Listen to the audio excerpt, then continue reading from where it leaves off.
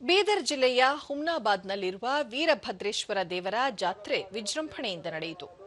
ಬೀದರ್ ಸೇರಿದಂತೆ ಸುತ್ತಮುತ್ತಲಿನ ಗ್ರಾಮಗಳಿಂದ ಆಗಮಿಸಿದ ಸಹಸ್ರಾರು ಗ್ರಾಮಸ್ಥರು ಜಾತ್ರೆಯಲ್ಲಿ ಪಾಲ್ಗೊಂಡು ಪುನೀತರಾದರು. ವೀರಭದ್ರೇಶ್ವರ ಜಾತ್ರೆಯಲ್ಲಿ ಕರ್ನಾಟಕ ಮಾತ್ರವಲ್ಲದೆ ನೆರೆಯ ತೆಲಂಗಾಣ, ಆಂಧ್ರಪ್ರದೇಶ, ತಮಿಳುನಾಡು, ಮಹಾರಾಷ್ಟ್ರದಿಂದ ಅಸಂಖ್ಯಾತ ಭಕ್ತರು ಪಾಲ್ಗೊಂಡಿದ್ದರು.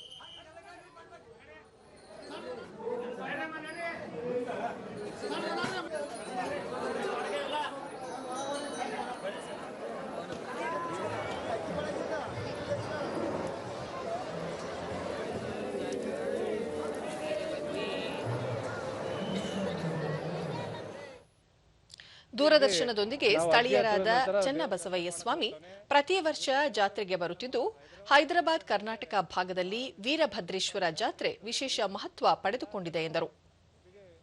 ಆತುರದಿಂದ ಬಂದು ವೀರಭದ್ರೇಶ್ವರ ಅಗ್ಗಿಯನ್ನು ತೊಳೆದು ಹಾಗೂ ವೀರಭದ್ರೇಶ್ವರ ದೇವರ ದರ್ಶನವನ್ನು ಮಾಡುತ್ತಾರೆ. ಇದು ಎಲ್ಲ ಭಕ್ತಾದಿಗಳಿಗೆ ಬಹಳ ವಿಶೇಷವಾದ ದೇವಸ್ಥಾನವಿದೆ. ಅದಕ್ಕೆ ಇಲ್ಲಿ ಸಾವಿರಾರು ಲಕ್ಷಾಂತರ ಜನರು ಈ ವೀರಭದ್ರೇಶ್ವರ ಜಾತ್ರೆಯ ದರ್ಶನ ಮಾಡಲು ಬರುವರು. ಭಕ್ತರಾದ ಅನಿತಾ ಶರಣಪ್ಪ ಬಿರಾದಾರ್ ಪ್ರತಿ ವರ್ಷ ನಡೆಯುತ್ತಿದ್ದು ಭಕ್ತಾದಿಗಳನ್ನು ಆಕರ್ಷಿಸುತ್ತಿದೆ ಎಂದು ಹೇಳಿದರು. ಜಿಲ್ಲಾ ಧಾರಾಶಿವ ಆ ಊರ್ದು ಬಂದಿದ್ದೇವೆ ನಾವು. ವರ್ಷಿಗ ಪ್ರತಿ ವರ್ಷ ನಾವು ದೇವ್ರಿಗೆ ಬರ್ತೇವೆ, ಇಲ್ಲಿ ಅಗ್ಗಿ ತುಳಿತೇವೆ, ದೇವ್ರ ದರ್ಶನ ಮಾಡ್ತೇವೆ. ಅವ್ರ ಭಕ್ತಿ ನಮ್ಯಾಗ ಬಕ್ಕುಳದರಿ. ನಮ್ಗೆ ಅವ್ರು ವರ್ಷಿಗೆ ಪಾವಸ್ತಾರೆ, ಏನ್ ಹರಕಿ ಬೇಡುದೆಲ್ಲ ನಮ್ಗೆ ಮುಟ್ಟಿಸ್ಕೊಡ್ತಾರೆ. ಮಾಜಿ ಸಚಿವ ರಾಜಶೇಖರ್ ಪಾಟೀಲ್ ಹುಮ್ನಾಬಾದ್ ವೀರಭದ್ರೇಶ್ವರ ಜಾತ್ರಾ ಮಹೋತ್ಸವದ ಹಿನ್ನೆಲೆಯಲ್ಲಿ ಪಲ್ಲಕ್ಕಿ ದೇವಾಲಯದಿಂದ ಅಗ್ನಿಕುಂಡದವರೆಗೆ ಬರಲಿದೆ ಎಂದು ಜಾತ್ರೆಯ ವಿಶೇಷತೆ ಕುರಿತು ಮಾಹಿತಿ ನೀಡಿದರು.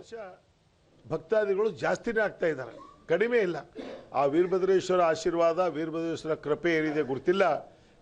ಸಾಕಷ್ಟು ಸಹಸ್ರ ಸಂಖ್ಯೆಯಲ್ಲಿ ಆ ವೀರಭದ್ರೇಶ್ವರ ಒಂದು ದರ್ಶನ ಪಡೆದಕ್ಕಂಥ ಎಲ್ಲ ಭಕ್ತಾದಿಗಳು ಬಂದು ಆ ವೀರಭದ್ರೇಶ್ವರ ದರ್ಶನವನ್ನು ಪಡೆದುಕೊಳ್ತಾರೆ. ಶಾಸಕ ಡಾಕ್ಟರ್ ಸಿದ್ದು ಪಾಟೀಲ್ ಹುಮ್ನಾಬಾದ್ನಲ್ಲಿ ವೀರಭದ್ರೇಶ್ವರ ಜಾತ್ರಾ ಮಹೋತ್ಸವ ವಿಶೇಷತೆಯಿಂದ ನಡೆಯುತ್ತದೆ ಎಂದು ವಿವರಿಸಿದರು. ಬೆಳಗ್ಗೆವರೆಗೆ ಈ ಒಂದು ಜಾತ್ರಾ ಮಹೋತ್ಸವ ಬಹಳ ವಿಜೃಂಭಣೆಯಿಂದ ಈಗಿನ ಮಹಾರಾಷ್ಟ್ರ, ಕರ್ನಾಟಕ, ತೆಲಂಗಾಣ, ಆಂಧ್ರ ಅನೇಕ ರಾಜ್ಯಗಳಿಂದ ಹಾಗೂ ವಿದೇಶಗಳಿಂದ ಕೂಡ ಭಕ್ತಾದಿಗಳು ಬಂದು ಆ ವೀರಭದ್ರೇಶ್ವರ ಒಂದು ಆಶೀರ್ವಾದ ಪಡ್ಕೋತಾ ಇದ್ದಾರೆ.